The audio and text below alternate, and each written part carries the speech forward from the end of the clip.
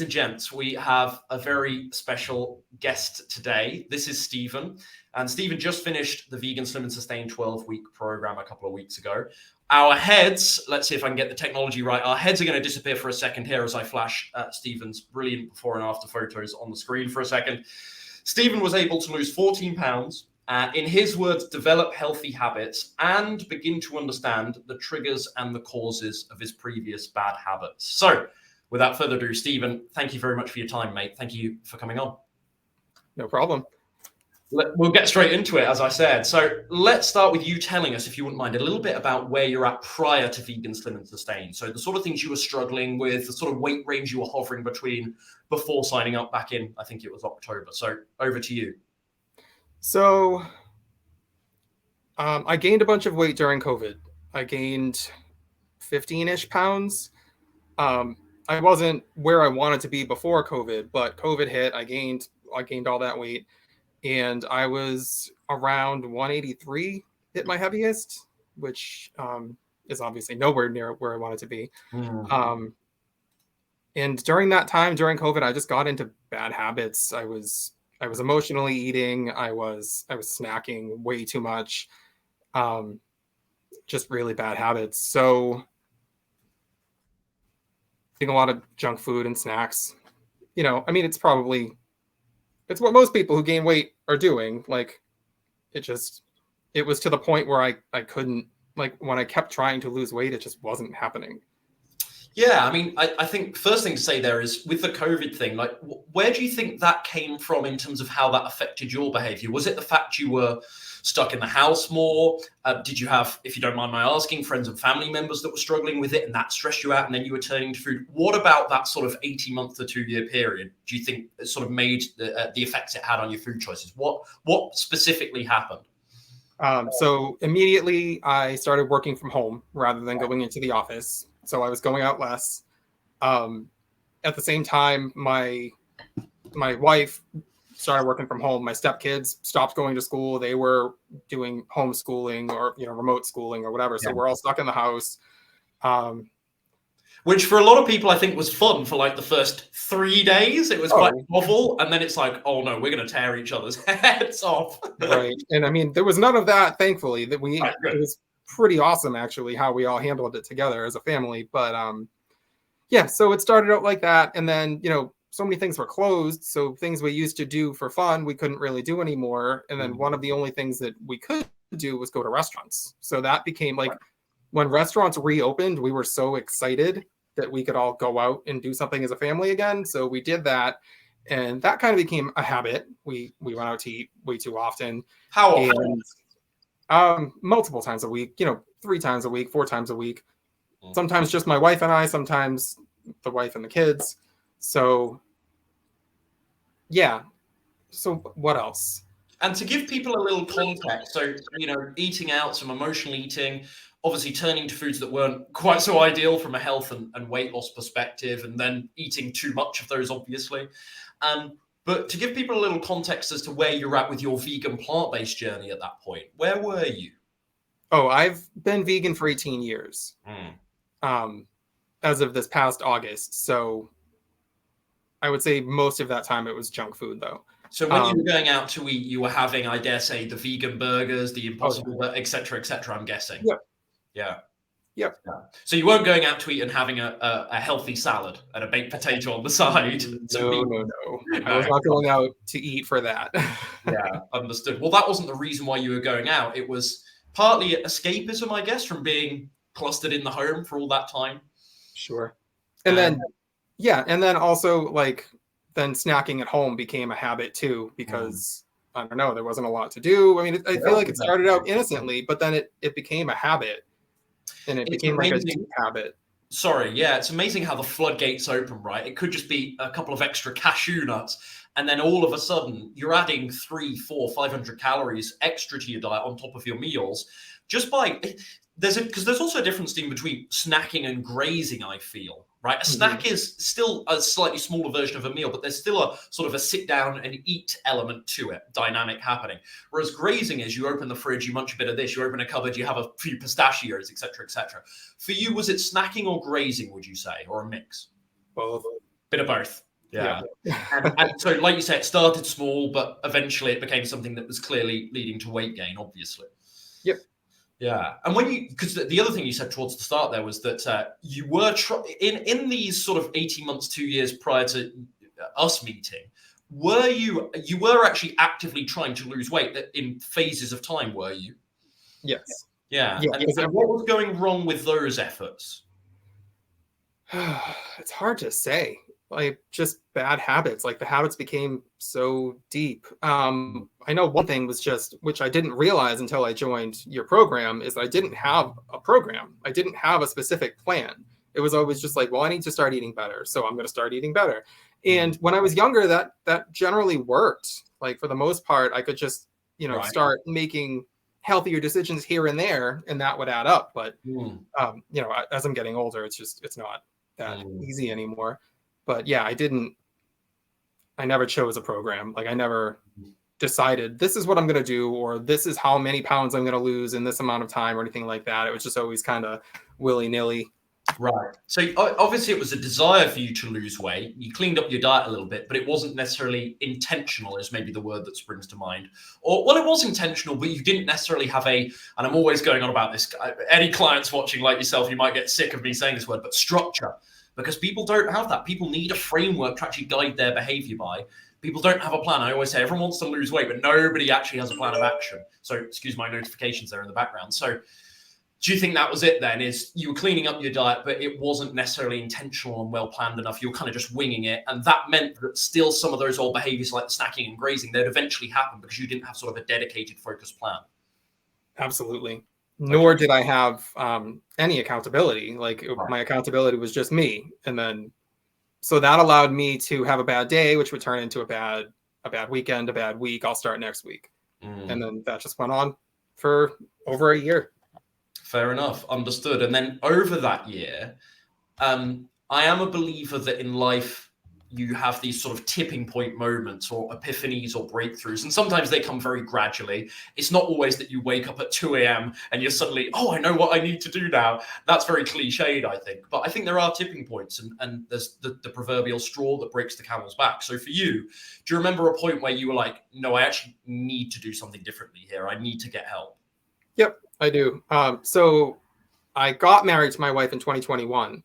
So that year we were planning the wedding, and the year prior, and I had already gained the COVID weight by then. So I wanted to lose 10 pounds at least before the wedding, and I didn't. And we went to Aruba on our honeymoon, and I really wanted to lose a few pounds before Aruba, and I didn't. So we got back, and the wedding was awesome, the honeymoon was awesome, but I knew I was disappointed in myself that I didn't lose those 10 pounds.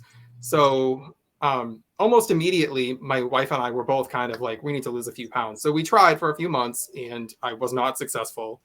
That was the end of 2021. That's actually when I reached out to you for the first time to find out about the program. And I didn't go with it at that time. I bought some books from you. And by the way, if you don't mind my asking, why didn't you go with me? Because I think we have spoken about this, but I forget. I don't know if I asked you about it before, but why didn't you go with me the first time? Just the price at that time. Yeah. It was too much. And also, I mean, I've lost weight before. So I was like, I know I can do this.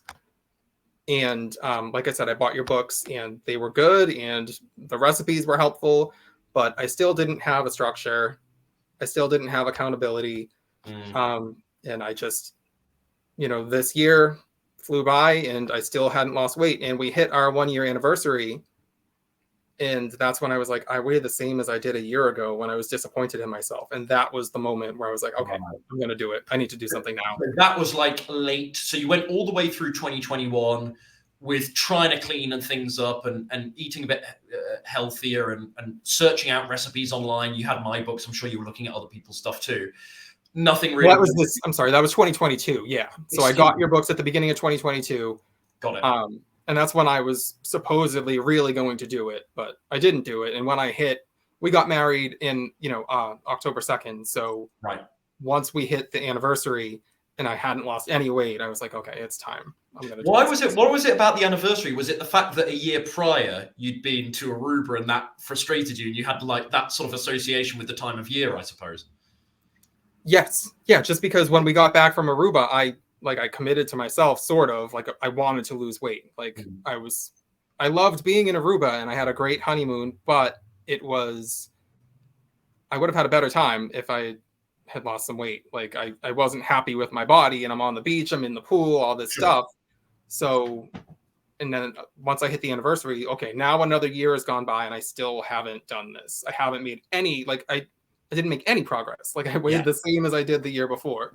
So, and presumably then feelings of frustration and anger, which I've talked about this before. I call this like the dark arts of weight loss. These are incredible motivators. When you're actually frustrated with yourself, it can be channeled into destructive self-loathing. Don't get me wrong, it's a fine line to walk. But I think anger can be a very powerful motivator. So presumably shortly after that, we then spoke again. Yes. And came on board. Yeah. And initially when you joined, let's say first week, so casting our mind back a couple of months now, what did you find the easiest part? And I'm going to ask the hardest in a second as well. And thanks for your honesty about the price thing as well, by the way. But as for a reason for you not signing up in the first instance, I think that's important to be transparent about because it isn't for everyone. But it's an investment. It's definitely an investment. So first week then, what was the easiest experience in the first week? What surprised you?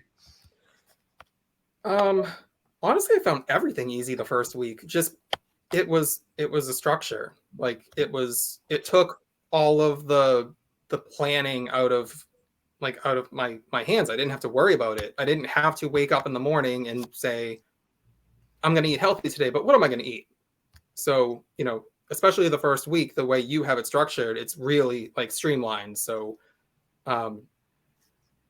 just following the meal plan was very easy. The weight tracker, just getting into the weight tracker, the Sunday check-ins, I found it very easy the first week in particular. Do you think, because some people watching this, because I've heard this literally from, not to blow my own trumpet, but I've heard this from hundreds of clients now, that they are astonished by how easy my program is to follow and actually still get results. And I'm really not saying that to blow my own trumpet. I'm saying that because there might be some people watching this at home and they might go, oh, well, Stephen, that was just because you're really motivated, you're excited. The process of losing weight is still very, very hard, but you were motivated. How much of that do you think was just enthusiasm for the program and the fact you made this decision? A good amount. Yeah, there is something to be said for that, where when you start something new, you're very motivated. But it wasn't just the first week that it worked for me, or it stayed simple, or that's part of it for the first week. Yeah, I think it's an important devil's advocate to play. As much as I try and make it as easy as possible for clients, this process is still not a walk in the park, which I suppose is a nice segue to the next question of, over the 12 weeks, what did you find the most challenging part, do you think? I had to make my peace with sometimes making my own meals that only I am going to eat. Okay. Like my wife, I found a few of the recipes in the program that my wife liked. And when, I would double up and we would share dinner, and that was good. But a lot of times she wanted to eat her own thing. She didn't want to eat that. And obviously the kids, they're eating their own stuff. So making multiple meals and sometimes that was hard. If my wife decides she wants to have pizza and I'm sitting here with my, whatever healthy meal on the program, sometimes it was difficult, but it wasn't that difficult because I followed through with it. I would say that's the biggest challenge though. What was the biggest? Oh, that was the biggest challenge itself. Yeah. Do you think that's more so? So I'm getting a bit of both here from you in terms of your answer, but do you think that was more so the fact that you were doing this on your own, and it can sometimes to some people feel quite isolating, especially in a household where other people don't necessarily have similar or the same nutrition habits? Or was it just the actual, so that's kind of a support feeling, let's say. That's largely mental and emotional. Then there's also the practical side. It's perhaps cooking or watching other people cook, but having to do your own. It's double the work. For some people, I know a lot of parents with younger children experience this. It feels like double the work to make their own stuff. It's kind of awkward to prioritize their stuff because they're so used to this sort of servitude for their kids and taking care of their family and cooking for them primarily. So was it the practical aspect of cooking for yourself, or was it the sort of isolation, that lack of support that can sometimes evoke in people? What do you reckon? Both. Okay. The having to prepare multiple meals or whatever, that was just one part of it where, it's just kind of having to not be lazy or, because it would just be easier if my wife and I ate the same thing, obviously. So, but the support too. Not that, I mean, my wife was supportful, she was happy that I was doing something for my health to better myself, but it's just easier if we're both eating the same thing, obviously. It is easier, yeah, because I never got the impression from you, and I don't want to project my story view onto you and have it affect your answers here. But my feeling about you was that you were always quite a self-reliant client. You didn't necessarily need a ton of support from me, like perhaps many of my other students do. And so I'm sort of extending that to home life as well. I don't necessarily see in you that you're the person that needs the pat on the back, that I feel you're very capable of saying no nowadays, at least to pizza if it was offered to you. I feel you have that strength and that self-sufficiency within you. So I don't necessarily see you as the sort of person that needs everyone on board and everyone to cheerlead you. I don't know if you think that's fair, but I never saw that in you. Do you think that's fair? Yeah, that is fair. Yeah. So it's perhaps just the fact, or most likely the fact that the fact that it was, you've got to prepare 2 meals here and that's a bit more work. It's more ingredients to think about. Therefore, it's more things going on the shopping list. It's also a grocery, shopping problem as well, isn't it? I suppose. When you're trying to balance different diets and needs and that sort of thing. Yeah. Yeah. Yeah, that wasn't really an issue, though. I do the shopping usually, so... So that was no major problem. Do you have any... I hadn't sort of planned to talk about this, but I think this is good now it's come up. Do you have any tips for anyone watching that is cooking for other people or is living with a household with other people that eat slightly differently? Do you have any tips on how to make that easier? So a lot of the dinners call for a grain like rice or whole wheat pasta or something. So batch cooking that, like if you make... So... either that, like just make, if I made rice early in the week, I would just, triple or quadruple the recipe. So I would have enough for later in the week, because that would usually be what took the longest to cook. But then also, even if I'm not doing that, like if I'm making lentil marinara or whatever, double the recipe. So I have it for a dinner later in the week. So at least one of those meals I don't have to actually make. I have it ready to go. Yeah, I think with me, and my audience certainly knows, I'm not actually a big sort of meal prep person. I find some of it slightly unnecessary, that sort of idea of spending your entire Sunday evening prepping for the next 7 days.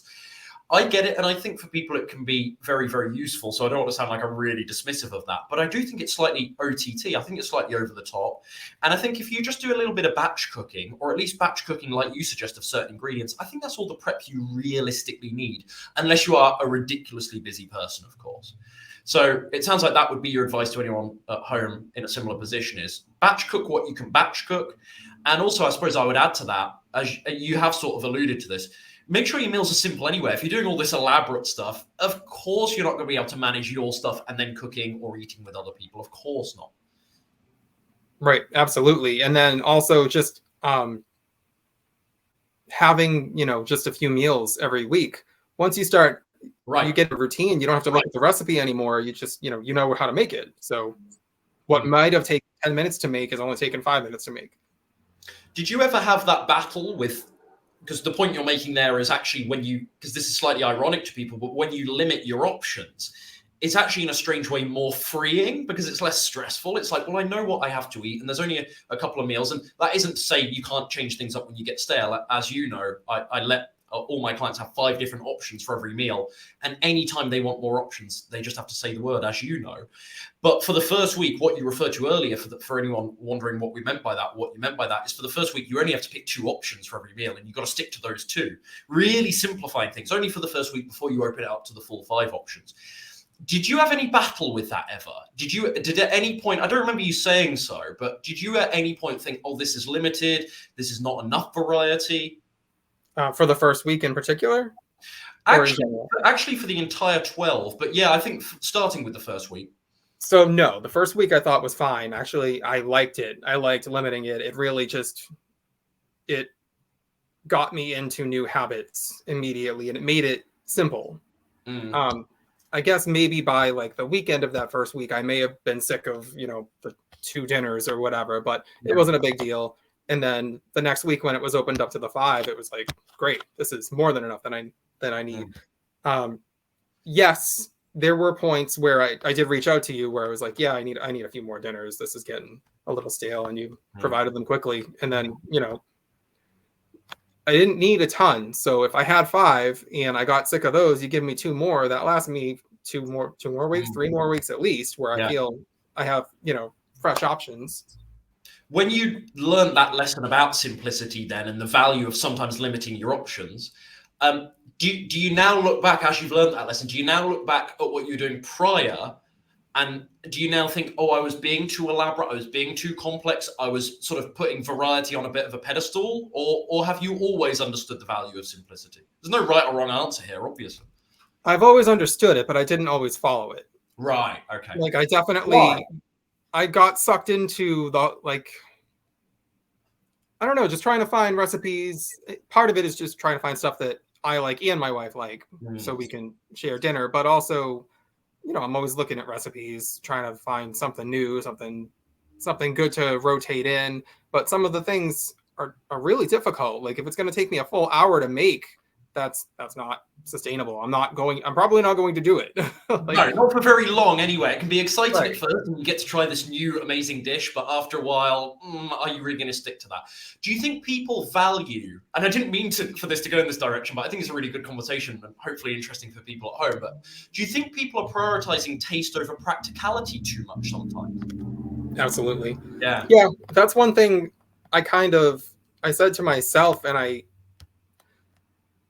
it kind of sounds almost like not nice, but like every single meal doesn't have to be the best meal you've ever had. Yeah. Like, it's okay to just eat a meal that's just, it tastes good. It's dinner, it's food. It's healthy food for my body. Like, that's a good, I don't know, for me, I had to kind of wrap my mind around that. And I know you said it in your videos before, but your taste changes. Yes. So what started out as a meal that may taste kind of bland compared to what you're used to, in a few weeks, it doesn't anymore. Like, I did anyway. I started craving it. Yeah, and I also think you actually learn different flavors as well, because you're often, sort of projecting how I used to eat into the conversation, but I was so used to the taste of, for example, very, very oily food that the first time I started not using oil, yes, it was a bit strange initially, but I could actually taste herbs and spices. Who would have thought it, Stephen? Herbs and spices. And food tasted different. Not necessarily better or worse. Some meals were better and some meals were worse, for full transparency. But as soon as you start learning what you like and what you don't like and different condiments and getting used to new flavors, it's all good. You just grow accustomed to whatever you're eating. I think our food choices are far less about taste than we sometimes believe and far more about familiarity. Oh, yeah. And that speaks into what you just said. I think when you actually repeat meals, it's amazing how you can totally change your taste buds. We've all seen this growing up with all the cliche stuff like mushrooms and olives. We don't like these things as a kid. And then you sort of get to 2021. Maybe it's not the same for you, Stephen, but I suddenly loved mushrooms and olives. So these things, there is a sort of I think your taste buds do develop with age. They do change with age anyway, but there is also a conditioning to it where you can train yourself to like different foods. Yeah. Have you found that to be true? Yeah. Yeah. Anyway, back to the program itself, but I think hopefully it's interesting for people at home. Biggest wins and breakthroughs during the program. Obviously, we can talk about the 14-pound weight loss, and that's up there. That's a great achievement for you. But any other sort of big wins or breakthroughs that you recognize? I learned, so when I was trying to lose weight previous to the program, one of the things I was doing was cutting my breakfast and lunch calories down a lot. So I was trying to have like a 200 calorie breakfast, a 300 calorie lunch to save up calories for dinner, thinking, okay, so dinner is going to be my meal. I can have whatever I want and I'll still lose weight. And that does not work for me. That might work for others, but for me, when I do that and then I hit the afternoon, I get hungry and I make bad decisions. So sorry, Stephen, you're not just hungry, you're ravenous. Yeah. Yes. And you're looking for a big hit of calories at that point because it's sort of beyond hunger and you haven't necessarily fueled yourself properly for what you've done earlier in the day. Right. I'm actually hungry, but I'm so hungry that I'm not thinking about eating a healthy dinner. I'm thinking about, I want to go out for dinner. I'm gonna snack because I'm hungry. And I'll tell myself, so snacking has always been a bad thing for me because once I have a handful of chips or a couple of cookies, it's really hard for me to stop. And when I'm that hungry because I haven't eaten enough calories for breakfast and lunch, and even like a healthy snack, I'm more likely to snack, and then I don't stop. And that's bad for me. Mm-hmm. So that was one thing, and it almost sounds like it wouldn't make sense because you want to. The whole idea is to be in a caloric deficit. So if I just cut my calories for breakfast and lunch and then have a normal dinner, but the problem was for me, it made it harder for me to have the normal dinner. So spreading my calories out more evenly definitely helped, and that's what you're part of your program for sure. Yeah, I remember that conversation. I remember that first coaching call, and we talked about this a lot. And I think I do see this a lot. I'm not, as everyone knows, I'm not an advocate for intermittent fasting, but I do think it can be a powerful tool. And you weren't necessarily intermittent fasting, but you certainly weren't eating much versus what you actually needed earlier in the day. So technically, you weren't an intermittent faster. But what you were doing is you were backloading calories towards the end of the day as if I can be frank, as a rationalization to eat poorly. You knew you were going to eat poorly at the end of the day. Or, well, let me ask you about it, because I'm sort of putting my judgment on it, but this was my assessment at the time in that first call.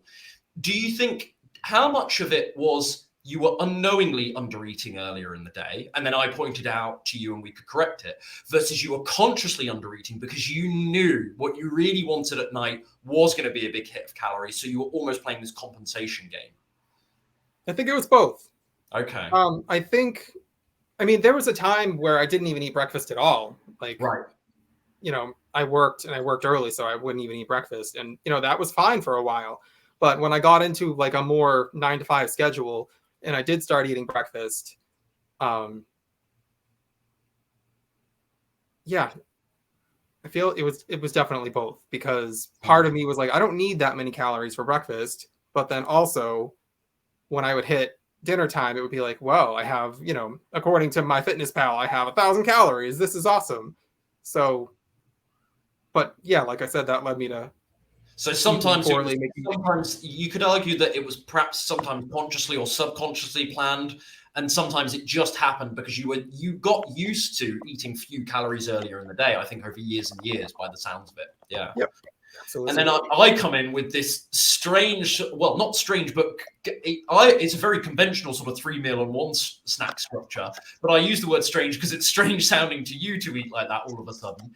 Any adjustment period? Was it weird to eat a lot of food earlier in the day? Did you trust that? Were you scared it was going to lead to weight gain? How were you with that transition? The breakfast and lunch portions were much bigger than I was used to. In that first week, it was, I definitely had thoughts like, is this going to work? Like, yeah. But as long as I stuck to the dinner on your program, then it was fine. Like, I don't know exactly how much I lost in the first week. I think it was like 4 pounds, like right off the bat. Yes. Just that first week. So, it was an adjustment, but I think my body adjusted very quickly. Like by second week, third week for sure, I was like, okay, this is what I'm doing now. Yeah, understood. It doesn't take long. It doesn't, as you know, it doesn't take long to build habits. It doesn't take long to get used to a certain amount of food and train your body to expect a certain amount of nutrition at a given time of day. It doesn't take a long time to build those rhythms and routines. But we're so guided by our stories around food and our current habits and our current cravings that it can feel sort of impossible to break those cycles. But you're certainly living proof, not to sound really dramatic, but you're living proof that you can break those things. This next question, I trust that you're going to be, I trust your integrity, Stephen. I know you're an honest person, but I really want you to answer this like I'm not here, as possible as that is. I'll look away if you need me to. I'll go away for a second. I'll go in the kitchen. Do you feel you've actually turned a corner now? Do you feel there's some chance that this can be reversed, your good work, and you can go back up the scale? I do feel like I've turned a corner. I absolutely do. I also acknowledge, because I've lost weight before and gained it back. So, I mean, I don't think, I'm cautious, but yes, I do think I've turned a corner. So there's confidence. There's confidence that this is it for you, and you've had your breakthrough. But some tiny, I would say, very honest and reasonable sort of skepticism that you're wary of being naive with this and saying, "Yes, I'm here now. I've made it." Yeah, exactly. Why, by the way? And why is that there? Why do you have that confidence? And I dare say, not that you use these words, but why do you feel differently now? What have we done successfully over the last, our 12 weeks working together, which we finished for anyone watching a couple of weeks ago for context? What did we get right to leave you with that feeling that this is it now? Changed my habits. Yeah. I have a routine and changed my taste too. Like I said earlier, I've been a vegan for a long time, and I've eaten fairly healthfully at certain points, but now I've never eaten this clean in for this prolonged period of time. So I feel like my habits are just much different. And as I've said, I've had problems with snacking, and I still snack. It's not like I never snack. When I do snack, I'm able to stop in a way that I had a hard time before. There's a discipline now. There's a switch off now where it wasn't before. The floodgates used to open for you when you started snacking. Now there's no, this will do. This is my limit. Yes, absolutely. Yeah. So there's therefore presumably a trust in yourself that you can't stray too far, because that's what I felt. And I remember it felt different to what I'd tried in the past when I was doing the flexible dieting stuff and all the back in my gym bro days, as you probably heard me talk about. Those I still didn't feel in control of the scales, even if I had little sort of wins here and there. I'd lose 5 or 10 pounds here and there. I still didn't feel like I was in control. Is there a trust in you now to whereby you know that you've got this? Yes. Yeah. Good. And I think the recent holidays, Thanksgiving and Christmas, are a good example, because on those holidays I did go celebrate, and I did not stick on the plan either of those days. And both of those times I was able the day after to get right back on. And that was planned, by the way, to anyone at home thinking Stephen was being sneaky. We spoke about that, didn't we? And that's part of our plan. That's part of my protocol. You can have these occasional meals or days once in a while that aren't quite so perfect, and you'll still see great results. Yep. Yeah. Good. Okay. So confident, that's my next question as well. Confident that you can go down the scales and make this permanent now. Any other lessons you can think of that we haven't covered? I think the habits was a big one. When I asked you that previous question, you didn't just why do you feel confident now? You didn't just say, well, because I've lost weight. You actually said, no, I've changed my habits. I've changed my behavior. I think that's really important for people at home to know that, yes, what we're trying to do is help people lose weight here. But if the weight loss is all you care about and you're not so interested in internal transformation, it's so hard to actually make it permanent, wouldn't you say? Yes, absolutely. Yeah. I mean, everything comes down to habits pretty much in life. So changing habits around diet, it's difficult, but not impossible. And once you start, the investment up front is the hardest part. Like, what do you mean? Week or two. Right. Yeah, just committing. Like, okay, I'm actually going to do this. I'm not confronting the problem. Yeah. Yeah. Because I think the first time I noticed it with you, or the first time I felt very confident in you, I don't know if I've ever shared this with you, is if you cast your mind back to our first call, which was probably 1 to 2 weeks into the program, if memory serves. And we were talking about your upcoming, it was probably that weekend. Was it your anniversary trip? I want to say it was for your anniversary. Yep, it was. We spoke during the first week of the program, and I had already booked a few nights away for our anniversary. I believe it was 2 weeks after that first. A couple of weekends later, yeah. And it was the first time, that was the first time, and I'm just because we're speaking to other people, I'm not just blowing your trumpet. I'd say this to you regardless, but I don't think I have before. That was the first time I thought, okay, I've got a winner here. This person's going to be a success story for me. Because the way you were talking about the trip, the commitment you still had to not eating poorly, we obviously had to find a balance for you because we knew you'd be maybe indulging in 1 or 2 things you wouldn't ordinarily eat. And it was only for the weekend, so that was fine. But to at least make some of those meals very compliant with our plan, whilst you're away and you didn't have access to so many things like a kitchen, et cetera, et cetera. Just the way you spoke to me about that and your commitment to sort of planning that well ahead of time, that was the first time I was like, oh, we're onto a winner here. I'm working with someone that's seriously committed. I don't know if I ever alluded that to you. I don't think I ever told you that, but that's the first time I was like, okay, I've got a good egg here anyway. Good. Yeah. I mean, that first coaching call, I told you that was coming up, and you got on the internet with me right away, and we started looking up restaurants. So,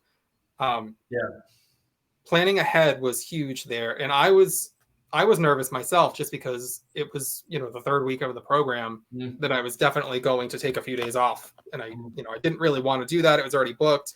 As I just mentioned to you a little while ago, this 3-month period that I chose to do the program is probably the worst I could have for the entire year, just for the amount of different things that were out of the ordinary for my schedule. And that was one of them. But it handled it well with your help.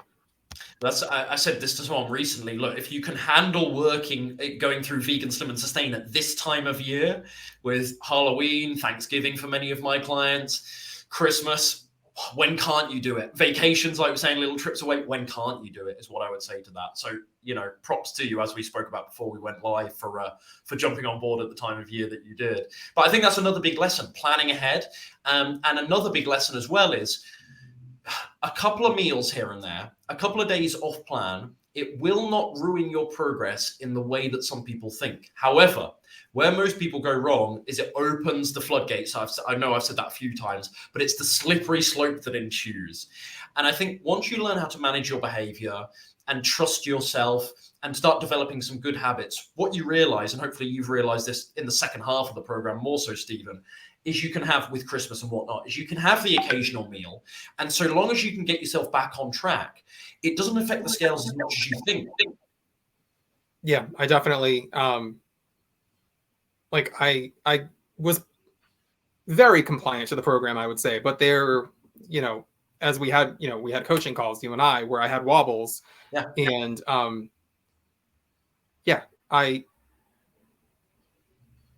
what am I even trying to say? You were always able to bounce back and rein it in and not take it too far. Yeah. Yeah. You don't need to be perfect to lose weight. You just need to be consistent. That's it. And you need to make sure that those little wobbles don't turn into massive blips and massive. Exactly.